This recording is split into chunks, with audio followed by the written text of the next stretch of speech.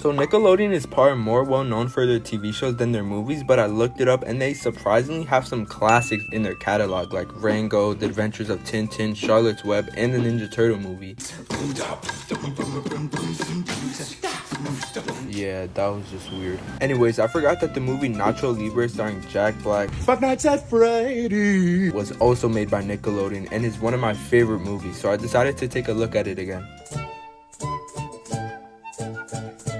This movie starts off on an orphan kid who we now know as Nacho, which is a cool nickname I might add, who's building his makeshift Lucha Libre costume out of random stuff he stole across this monastery he stays at. But then he just gets jumped by these pastors who take away his costume and make him work as the cooker in this monastery/orphanage. Which is kind of insane to make a kid that looks 12 take the responsibility of making food for everybody, since he's making food that looks like it could be alive. But anyway, Nacho grows up and we still see that he has the dream of being a luchador, which he can't do since it's forbidden. We cut to see Nacho sitting in a classroom with a bunch of kids, which is kind of weird. But anyways, the pastor teaching the class tells everyone that they have a new teacher from well, I'll let him tell you. She hails from the Oaxaca Parish Convent of the Immaculate Heart Sisters Lady Mountains Guadalupe. We can see that Nacho seems to like this woman who we now know as Encarnacion and goes to talk with her. I was wondering if you would like to join me in my quarters this night for some toast. After getting slapped by a pastor, Look alive! he goes on to run some errands. While picking up chips for the orphans, the chips get stolen and Nacho just gets beaten up by who we now know as Steven, Nacho's best friend for the whole movie. It's kind of crazy how this whole friendship started over Steven stealing some chips. So after getting everything beaten out of him, Nacho noticed this famous luchador named Ramses and idolizes him since Nacho sees the respect he gets and wants the same. So he gets the idea to enter a luchador match. But before that, Nacho talks with Encarnacion about the things he doesn't like about the monastery. Brothers make me cook, stew and stuff all day, but they don't give me money for fresh ingredients. And they don't think I know a buttload of crap about the gospel, but I do.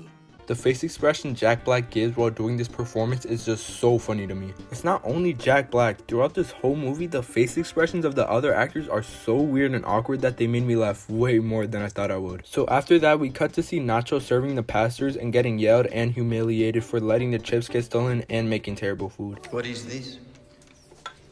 Leftovers. There is no flavor. There are no spices. Where are the chips? Somebody stole them. Did you not tell them that they were the Lord's chips? I was trying to. You are useless, Ignacio. After that, he storms off to where we see him set up a trap and physically negotiate with Steven about being his teammate in the wrestling match before giving him some beautiful encouraging words. Aren't you tired of getting dirt kicked in your face? I am. Don't you want a little taste of the glory? See what it tastes like. No. But Steven finally agrees after Nacho tells him if they win, they'll get 200 pesos. And after that, we get to see this training montage of Nacho and Steven doing all of these weird activities to prepare themselves for the match. So yeah, we watched Nacho's first fight against these guys, and we can see that Nacho and Steven have no wrestling talent at all, so they get absolutely destroyed and lose the match. But it's not all bad since they still get paid a decent amount, and it allows Nacho to buy fresh food for the kids, which looks really good to be honest. Anyways, after that, Nacho and Steven go on to participate in another fight with fighters called Satan's Cavemen, who would give any 8-year-old nightmares. I mean, even Nacho and Steven were scared of them. I'm not gonna lie, they did hold up their weight for a little bit of the fight, but at the end, Steven gets his hair pulled out and Nacho's mask almost gets taken off. But just like the other fight, they still get paid. We cut to see Nacho coming into the monastery and hearing Encarnacion breaking up the kids who are suddenly wrestling, and Nacho gives this amazing speech about how it's not right to wrestle. Okay, orphans, listen to me. Listen to Ignacio. I know it is fun to wrestle. A nice pile drive to the face, or a punch to the face. But you cannot do it, because it is in the Bible not to wrestle your neighbor. So you've never wrestled? Me? No, come on, don't be crazy.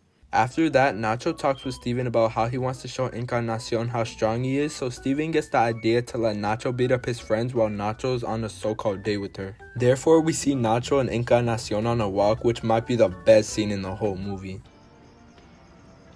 Where's your rope, Ignacio? It was stinky, but these are my recreation clothes.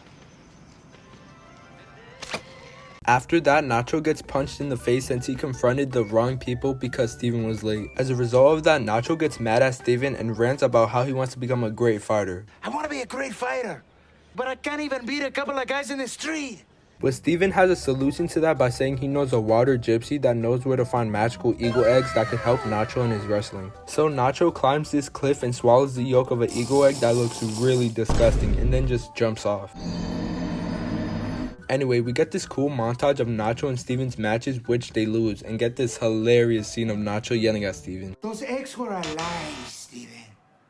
A lie! They give me no eagle powers! They give me no nutrients! I don't want to get paid to lose. I want to win! I need professional help. I need Ramses. He's the best. We need to get in with him and his buddies. We must learn their ways. But they are pros. They only hang out with each other. Then we must go pro! So we cut to Nacho talking to Steven about a party Ramses' manager is having, and Nacho talking about how they have to be there to show them that they're ready for the big leagues. But before that, Nacho's taking the orphans on a walk and showing them what he does around town, but then they see Ramses and one of the kids wants his autograph. Ramses, how are you? I was wondering if the children could get a signature from you and maybe a picture. Listen, the kids are orphans. They like you. You are the best. So Nacho and Steven head to this party but aren't allowed in. Give me a boost. Okay. Hey, what about me? I don't think I can leave you. You are too fat. Good luck. So Nacho with his big brain gets the idea to blend himself with the band, which is so funny since you think they would notice him with this big cello he randomly acquired, but it seems like they could care less. Oh yeah, while Nacho was doing that, Steven was just getting attacked by this random girl. Anyway, Nacho and Steven go back to the orphanage where Steven talks about a thing called the Battle Jam, which is kind of like a free-for-all wrestling match, and whoever wins goes to compete with Ramses in a match. But they get into a fight about how Nacho has forsaken the orphans by wrestling, and Steven saying that he's tired of hearing about the orphan and how he hates them, which might have taken it too far, not gonna lie. After that, we get to see Nacho getting scolded by Encarnacion since he was gone, and Nacho tells her that he went to a so-called wrestling match, and they also talk about how wrestling isn't always a sin if you fight for something noble. And Encarnacion says that Nacho needs to pray for forgiveness. Precious Father, why have you given me this desire to wrestle and then made me such a stinky warrior? Have I focused too much on my boots and all my fame and my stretchy pants? Wait a second. Maybe you want me to fight and give everything I win to the little ones who have nothing, so they can have better foods and a better life. Okay, if I win tonight at the Battle Jam, I will know that you bless my mission and that you want me to be a wrestling servant of you. So after that whole detailed plan, Nacho sets himself on fire, and that reveals to everyone that he's a luchador. After getting revealed, Nacho talks about what he's gonna do with the prize money if he wins. Tonight, I will fight the 7 strongest men in town, maybe the world. And I will win, because our Heavenly Father will be in the ring with me. And he and I will win 10,000 pesos. And with it, I will buy the orphans a big bus to go on field trips to parks and places like that. Anyway, we get to this Royal Rumble type scene with all of these fighters, and the only fighters left later on in the match are Nacho and this guy called Silencio.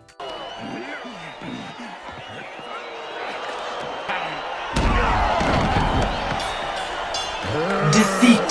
So Nacho heads back to the orphanage defeated and sees that all of his stuff from his room has been emptied, and then talks to a kid about how he's gonna live in the wilderness. There is no place for me in this world, Chanchito. I don't belong out there, and I don't belong in here. So I'm going into the wilderness, probably to die. I don't know why Nacho thought of the wilderness first. He probably could have gotten a room in a hotel with all that money he made from those matches. But anyways, we get this surprisingly beautiful montage of Nacho trying to survive in the wilderness when all of a sudden we see Steven. How did you find me here? I saw you from the village.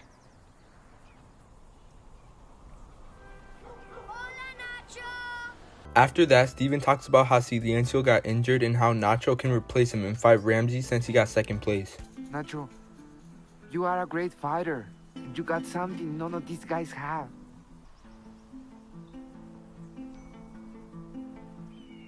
The children need a real hero. But I thought you hated all the orphans in the whole world. Not anymore. I like them. And they need you, Nacho.